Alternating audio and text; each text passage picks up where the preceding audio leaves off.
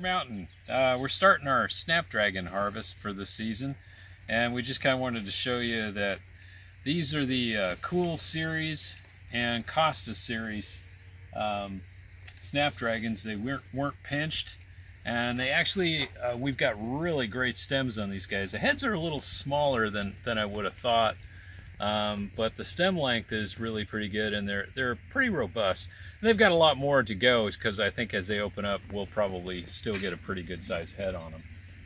And what's interesting is these guys seem to be outperforming the Chantilly's, which we have down on, they're just starting to bloom down on the back end here. And these guys are actually smaller. None of these guys were pinched this year. So what we're trying to determine is does pinching give us maybe fewer stems but a better stem? And I'm kind of thinking that it's really dependent on the variety, because we know that trumpets really respond well to pinching, but Chantilly's didn't. And these are the Chantilly's right here. I think we got it's kind of like a buttercream color almost. But the heads are kind of small, kind of not as impressive as I've seen in prior years. So maybe it's because it's been too warm, I don't know. But these guys are just getting started, and I think, we'll get a good harvest out of this. This is actually a pretty small patch. It's just, it's maybe, I don't know, 40, 45 feet long, something like that. And but it didn't require any netting. All we had to do is put like some stakes on the side of the bed, and we just kind of ran a 16 inch rope down the side to kind of keep them corralled in. But for the most part, these guys are growing up nice and straight, so they're strong enough and they didn't need any additional support. Any questions? No. Get harvesting. We're harvesting now. So far so good.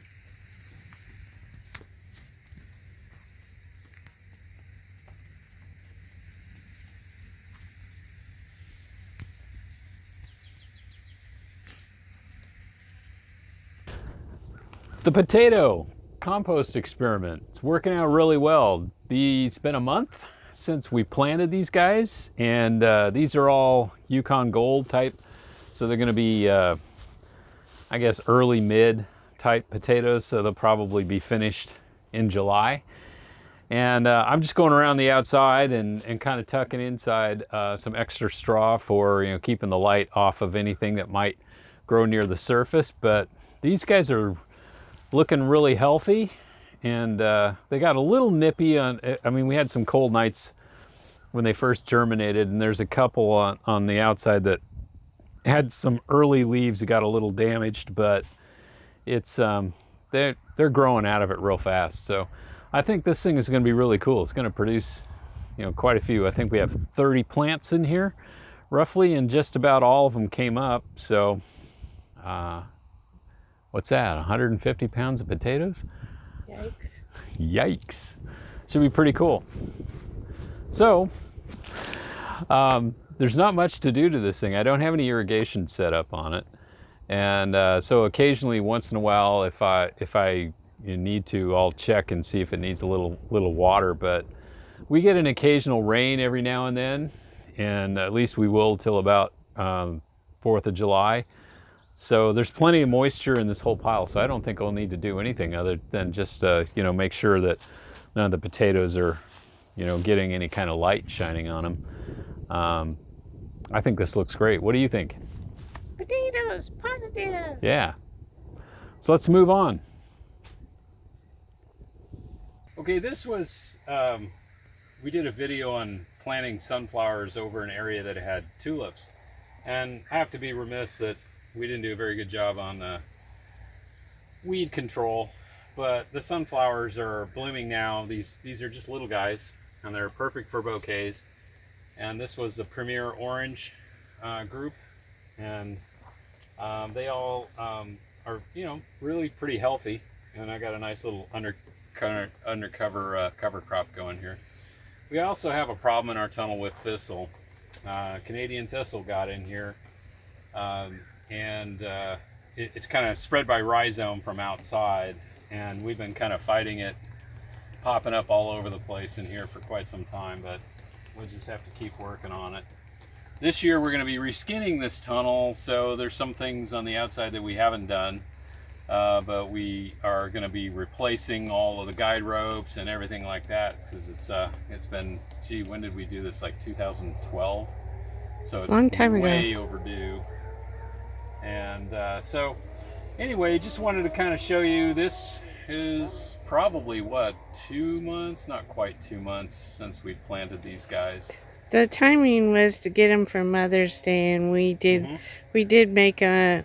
We didn't get as many as we wanted for Mother's Day, but we did hit it. We are technically like gonna be a week late.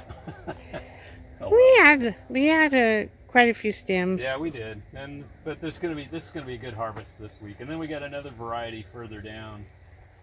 The leaves are bigger, and you can tell they're just kind of like a little bit of a different color. And they're starting to put their flower bud out too, so they're going to be a little taller than these guys. They're probably going to be more about like that. And I think that is, I'm not sure what Premier, that could be. It's not orange. It's all Premier Orange. Is it all Premier Orange? Yep. Oh wow, I thought it was a different variety because it just looks different. Nope, that's all I planted. Wow, that's really amazing. So this was just earlier started, so the leaves were, Yep. the plants. So that's the difference of like 3 weeks. Yeah, at least it's 3 to 4 weeks. Wow, so the plants are just visibly bigger. Because it got more light. I guess that's I mean, it works. Yeah. It gets us a bloom, but as the days go by, the bloom and the plant get bigger and more normal to what their size. These are kind of on the small size. They got a little taller than I thought. Yeah, I mean, we got what, 16, 8. Yeah, and we've had them as low as 12. Right. You know, so these did really well, and it's kind of interesting how well the garlic's doing By there. the way, we are next to a racetrack. So. No, we're not, but you'd think we are. Planes and motorcycles, it's all fun. So they look awesome, I think. Yeah, and okay. No bug damage or anything like that. No slug damage. So, and our designer is really happy with them. But, yeah, and what is interesting about these guys now, they're not going to be in here long enough to mature, but the axil between the leaves and the stem are producing branching buds, and these weren't pinched or anything. So, which kind of leads me to thinking, it's like, you know, if you planted this variety, and say you were going on the other end of the season, the other shoulder of the season, if you started them like in August or something like that, if you pinched them, if you would get branching. Maybe that's our next so they experiment. could be like grown, you know, into the cool of fall, but protected from the rains and garbage, and then get some branching off of them. That might be a cool idea. Great experiment. I know you can do that with Pro-Cut orange. Right. If you pinch a Pro-Cut orange, it will branch. Right. And we've done that before, and you get small blooms on the branch. Bouquet blooms. Yeah, but they're bouquet size, and the stems on the branch actually get really good size. Yeah, really good length. So you can do that. So, like, if you were to pinch a Pro-Cut orange, you would do it. I think it was like at the third set of true leaves. And I we think did that a long time ago. I don't remember. Well, there was a study that came out of Cornell. I remember that, and that's how we were trying that. And but it's you just got to remember to do that. Yeah. You know, and you get all these other things going on. So they came out good. They did. So it's a great crop after the tulips. Yeah. And the next one going in is celosia. Well, I'm almost thinking that we could have planted this first group more intense. Oh yeah, I kind of thought you were. We could have done it with the second group because the canopy of the leaves, they're like intertwined. But these guys probably could have been a couple inches closer. Yep. And so that's something to remember for next time too. Great. Okay. All right. This project's just a follow-up. The overwintered Sweet William. And we planted this last September and showed you kind of the process we went through for, kind of getting the root systems inoculated with, we did like a compost soil soaking of them before we actually planted it in these no-till beds. We did get some winter weeds in it, and we still have a few weeds left that are kind of taking over, but they're not really taking over. I'm just kind of not going to worry about those guys because they're coming into bloom now. They definitely outcompeted anything that's growing in it. And they got nice stems on them. And I think they're going to have nice multiple stems. So this is Electron here, I think. No. Electron we didn't grow this year. This one is Messenger. Messenger. And then that over there is Super Duplex, which is the other one we'll show you in a second. Came into bloom first. Yeah, it's ahead of this one, but I'm not sure if it might be because it's a little more shady right here. I think that it's designed that one. The varieties for the overwinter is one starts about a week or 2 weeks ahead of the other one. So it's either Electron or Messenger. One of those starts 2 weeks ahead of the other one to extend your harvest, and then that's the same with the duplex. The heads are different a little on the duplex one. Yeah, two things that we noticed on this, and we did fertilize with the Janam liquid fertilizer. We did that kind of in late January when these guys started to grow again, and we kind of hit them a couple of times, not on a routine basis, like we weren't hitting them every 10 days, but just kind of like when it looked like the plants needed a little extra oomph, we gave them a shot of fertilizer.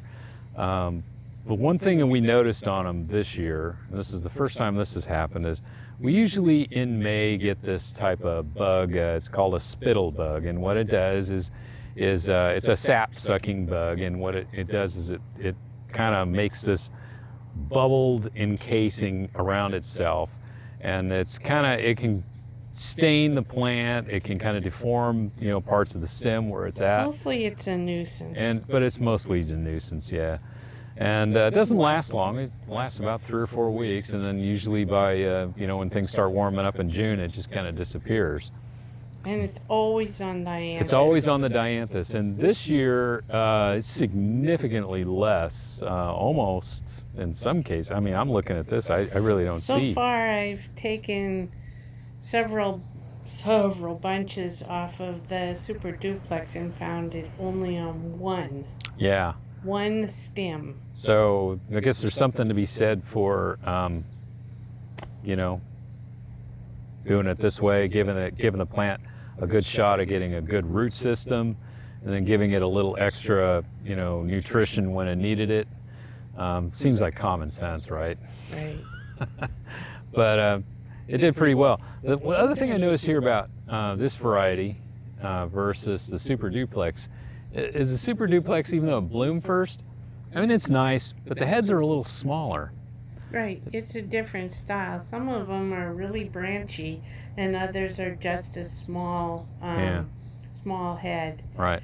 But in these ones, when they bloom, there will be tons of buds that will come out of that little bushy, bushy top. Yeah. So I would think, if you're raising this, we got an errant ranunculus in there. Yeah, I know. I saw that one earlier. There's a little ranunculus. Left over from a prior year. I think, if you're doing this on a larger scale, that methodology worked out pretty well. And the close planting kind of is keeping the weeds down. And when these guys are finished, we'll the crop out methodology will be, we'll come and cut it off at ground level, and might just throw a tarp over it for a week or two to kind of kill off any annual weeds that are underneath it, and then check to see if we need to add any more organic material, which I doubt whether we would at this point. And then we'll move into probably like cropping. It's either glads or sunflowers. Yeah, glads or sunflowers. Well, yeah. We also have azuratum will come on. And that's later, yeah. Definitely July thing for us. We plant it in July, so yeah. I think this worked out really well. Also, the other really nice thing about dianthus, just as a tip, is that you can pick it when you first see the little blossoms coming up and stick it in a nice cool dark place and it will hold. It allows you to pick, when it's convenient, not on, a minute before you have to deliver it. So I can pick these as they come on looking perfect, put them in the cooler, and then sell them. Yeah, because kind of what you're looking for is like that one over there. Yeah, exactly. It's got like a one open, maybe a couple other on the way. That's perfect stage right there to harvest. Right there. And I can hold these for several And the weeks. others will continue to open. Yep. So you just want to wait for the first beautiful bloom, or at least really colored up. And I like the fact that they hold, so I can pick them when they look great and not have to worry about, oh, they won't last. They last a long time held in the cooler. Yep. Okay, well, let's just take a look at that super duplex and see what the difference is on it. Walking without trying to fall. Oh, here's some more over here. These are some short ones, but look at the color. It's really pretty. Yeah. And they've got more of a distinct two-tone look to them. And then these guys over here, heads are smaller, but you're getting more stems. Longer stems. Yeah, and longer stems. Some of these guys you already have harvested cut. off, and you can see that they're going to send up additional stems. Get my weedy grass out of the way here.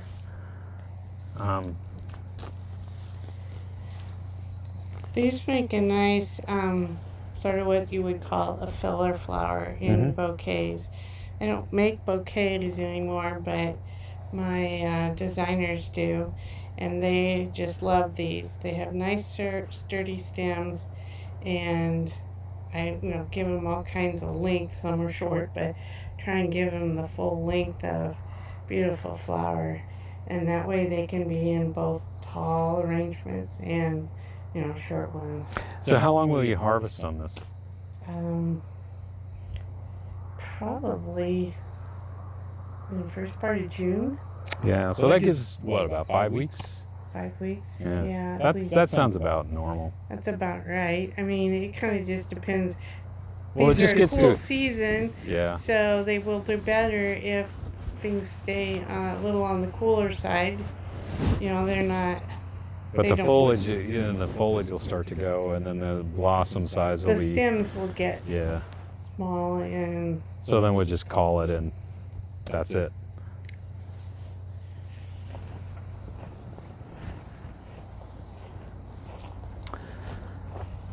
Yeah, I mean, you got some nice colors. It's a nice mix. yeah, that's the only way you can buy it is as a mix. Okay, well, that's kind of our quick walk around, and we just kind of wanted to show you that some of the techniques that we're using in the natural farming are leading to some good successes, and I think these are all looking great, and I really I'm kind of impressed with the way the sweet peas are doing down there. I think those guys are going to be really going to be knocking it out of the park. Of course, I'm biased because I put a lot of effort into it. But anyway, we just kind of want to show you what's going on, and thanks for joining us on this little walkabout. And as always, stay safe out there, and we'll see you on the next video. So, bye-bye. Bye-bye.